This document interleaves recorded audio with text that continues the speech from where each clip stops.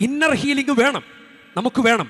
അപ്പോൾ വിശുദ്ധരെല്ലാം ഈ ഒരു പ്രോസസ്സിലൂടെ കോൺസെൻട്രേഷൻ, പേഴ്സൺ ഡെവലപ്പ് ചെയ്യുക. യഥാർത്ഥത്തിൽ ഇങ്ങനെ കാണിക്കുന്ന ഭക്തനല്ല, ഉള്ളിലുള്ള ഒരു വിശ്വാസി.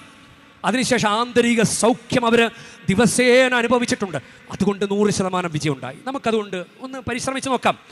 Concentration plus person development, personality development plus inner healing. അതിന് വേണമെങ്കിൽ നമുക്ക് സെൽഫ് എസ്റ്റീം എന്ന് കൂടി പറയാം. അത് ഊർത്തപുത്രൻ തിരിച്ചു വന്നത് സെൽഫ് എസ്റ്റീം ഉണ്ടായതുകൊണ്ടാണ്. അപ്പോൾ അത് വിജയമാണ്, 100% വിജയം. ഒന്നുകൂടി ശ്രദ്ധിച്ചോ, കോൺസെൻട്രേഷൻ പ്ലസ് പേഴ്സണാലിറ്റി ഡെവലപ്മെൻറ്റ് നിരന്തരം ചെയ്യേണ്ട കാര്യമാണ്. Plus inner healing is equal to 100% വിജയം.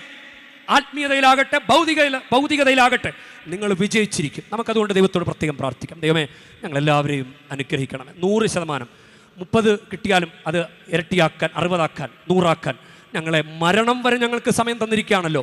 ഞങ്ങൾക്കിതെല്ലാം പ്രയോജനപ്പെടുത്താൻ ഞങ്ങളെ ഒന്ന് സഹായിക്കണമേ. ആമേൻ.